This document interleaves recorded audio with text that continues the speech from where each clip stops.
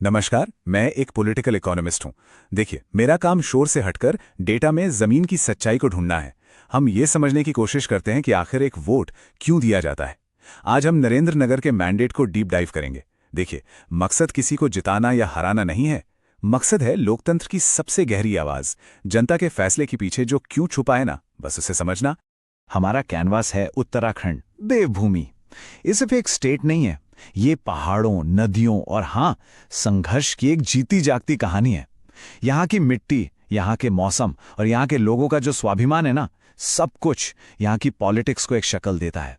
तो इस पूरे विश्लेषण में हम इसी मिट्टी की आवाज को सुनने की कोशिश करेंगे। तो चलिए शुरू करते हैं। हमारा रोड मैप बिल्कुल साफ है। सबसे पहले हम पहाड़ों की नब्ज टटोलेंगे, मतलब लोगों की असली समस्याएं क्या हैं। फिर 2022 के मैंडेट को समझेंगे। उसके बाद 20 साल के चुनावी पैटर्न पर एक नजर डालेंगे कि क्या कुछ बदला है। हम उन ताकतों को भी जानेंगे जिन्होंने नतीजों पर असर डाला। और हाँ, सिर्फ समस्या नहीं, समाधान की भी बात होगी। गवर्नेंस के लिए एक ब्लूप्रिंट क्या हो सकता है और विश्वास कैसे जीता जाए। तो सबसे पहले बात करते हैं उन असल मुद्दों की जो नरेंद्र नगर के लोगों के जिंदगी पर रोज असर डालते हैं। समझिए, ये वो लक्षण हैं जिनकी सही पहचान के बिना आप इलाज कर ही नहीं सकते। ये सिर्फ चुनावी मुद्दे नहीं हैं, ये जीते जागते परिवारों की रोज की चुनौतियां हैं। स्क्रीन पर जो आप देख रहे हैं वो नरेंद्र नगर की जमीनी हकीकत है। सबसे बड़ी तकलीफ बेरोजगारी और पलायन। पिछले 10 साल में 5 लाख लोगों का अपनी जमीन, अपना घर छोड़ देना, ये सिर्फ एक नंबर नहीं है। ये उत्तराखंड के कई गांवों में लगे ताले की कहानी है। एक कहानी जहां पहाड़ अपने ही बच्चों के बिना बूढ़े हो रहे हैं। फिर टूटी सड़कें, पानी, बिजली की किल्लत और हेल्थ और एजुकेशन जैसी बेसिक चीजों की कमी जिंदगी को और मुश्किल बना देती है। और पहाड़ों में तो पर्यावरण की अनदेखी और लैंडस्लाइड का खतरा। ये कोई न्यूज हेडलाइन नहीं, ये एक जानलेवा सच्चाई है। और इन सब के ऊपर बढ़ती महंगाई, जिसने आम आदमी की कमर ही तोड़ दी है। तो इन्हीं सब समस्याओं के बीच 2022 का चुनाव होता है। और नतीजा नतीजा इस पूरे विश्लेषण की सबसे बड़ी पहेली है।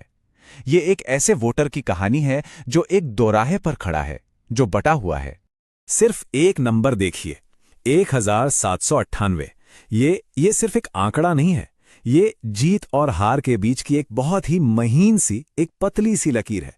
एक ऐसा जनादेश जो समझिए एक धागे से बंधा हुआ है। इतना कम मार्जिन ये साफ साफ बताता है कि जनता का झुकाव किसी एक तरफ पूरी तरह से था ही नहीं। तो फिर सवाल उठता है कि इन 1798 वोटों ने आखिर हमें बताया क्या। चलिए इन नंबर्स को थोड़ा और समझते हैं। कुल मतदाता लगभग 92,500, टर्नआउट करीब 62%, जो दिखाता है कि लोग वोट तो करना चाहते थे, अपनी बात रखना चाहते थे। लेकिन वोट शेयर देखिए, बीजेपी को मिले करीब 48% और कांग्रेस को लगभग 45%।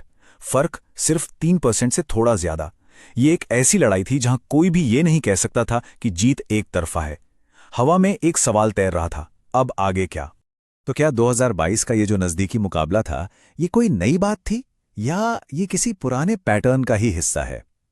इसको समझने के लिए हमें टाइम में थोड़ा पीछे जाना होगा और पिछले 20 साल की चुनावी हिस्ट्री को खंगालना होगा। ये टाइमलाइन एक बहुत ही दिलचस्प कहानी बताती है। 2002 के बाद से वोटिंग बढ़ी है, जो बताता है कि वोटर जागरूक हो रहा है। लेकिन पार्टियों का ग्राफ देखिए, कितना ऊपर नीचे गया है। सोचिए 2017 में कांग्रेस का वोट शेयर सिर्फ 8% पर आ गया था और 2022 में वही बढ़कर सीधा 45%। ये एक ऐसे वोटर की तस्वीर दिखाता है जो वफादारी से ज्यादा जवाबदेही मांगता है। वो किसी पार्टी से बंधा नहीं है, वो अपनी उम्मीदों से बंधा है। और ये सिर्फ 2022 की कहानी नहीं है। इतिहास देखिए, 2007 में जीत का फर्क था सिर्फ 4 वोटों का, सिर्फ 4। 2012 में 401 वोट। ये एक ऐसी सीट है जहां हमेशा से एक एक वोट की कीमत बहुत ज्यादा रही है। यहां का वोटर कब क्या फैसला दे दे, कोई नहीं कह सकता। देखिए, हमारे संविधान के दिल में डिग्निटी यानी गरिमा का सिद्धांत है और ये कहता है कि पब्लिक में जो बातचीत हो वो सिर्फ नारों पर नहीं बल्कि जानकारी और जिम्मेदारी पर टिकी होनी चाहिए, ताकि जनता आज़ादी से अपना फैसला ले सके। नरेंद्र नगर का वोटर जब बार बार अपना फैसला बदलता है तो शायद वो यही कह रहा है कि उसे एक ऐसा लीडर चाहिए जो उसकी गरिमा का सम्मान करे। तो सवाल अब ये है कि 2022 के इस कांटे के मुकाबले के पीछे कौन सी ताकतें काम कर रही थीं? चलिए अब इसकी गहराई में उतरते हैं और उन अंदरूनी और बाहरी वजहों को समझते हैं जिन्होंने इस नतीजे को शक्ल दी। आइए कैंडिडेट और पार्टी की अंदरूनी डायनामिक्स को समझते हैं। देखिए, हर सिक्के के दो पहलू होते हैं। कांग्रेस के उम्मीदवार की लोकल प्रोफाइल मजबूत थी, ये एक प्लस पॉइंट था, लेकिन उनका बार बार पार्टी बदलने का जो इतिहास था वो एक कमजोरी भी थी, जिससे भरोसे पर एक सवालिया निशान लगता था। लोकल मुद्दों पर सरकार के खिलाफ जो माहौल था वो एक मौका था, लेकिन बीजेपी के मुकाबले कमजोर संगठन एक बहुत बड़ी चुनौती थी। ये किसी एक इंसान की नहीं बल्कि एक सिस्टम की चुनौती है। अब जरा बाहर के माहौल को देखते हैं। राज्य में बीजेपी की सरकार होना एक बड़ा पॉलिटिकल फैक्टर था। इकोनॉमी के लेवल पर बेरोजगारी और पलायन ये वोटर्स के लिए सबसे बड़े मुद्दे थे। सामाजिक तौर पर यहां धर्म से ज्यादा ब्राह्मण और राजपूत जातियों की अपनी अलग डायनामिक्स है। टेक्नोलॉजी के हिसाब से देखें तो स्मार्टफोन का इस्तेमाल इतना बढ़ गया है कि डिजिटल कैंपेनिंग बहुत जरूरी हो जाती है। और जहां तक पर्यावरण का सवाल है, जोशीमठ संकट और लैंडस्लाइड का डर ये सीधा सीधा गवर्नेंस में लोगों के भरोसे को या तो बनाता है या बिगाड़ता है। तो हमने प्रॉब्लम को समझा, उसके पीछे के कारणों को एनालाइज किया। अब बात करते हैं समाधान की। यहां हम एक ऐसे एक्शन प्लान का खाका देखेंगे जो किसी भी लीडर को लोगों का भरोसा जीतने में मदद कर सकता है। एक ऐसा प्लान जो डेटा पर आधारित हो और शिकायतों को एक्शन में बदल सके। देखिए, एक मजबूत अभियान वो आखिरी कुछ हफ्तों का खेल नहीं होता। ये एक मैराथन है, कोई 100 मीटर की दौड़ नहीं।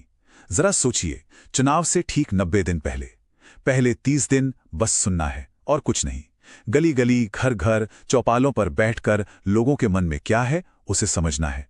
फिर अगले 30 दिन जो कुछ भी सुना है उसे एक वादे में बदलना है, एक लोकल मैनिफेस्टो जो जमीन से निकला हो, और घर घर जाकर यह बताना है कि हां, हमने आपकी बात सुनी है।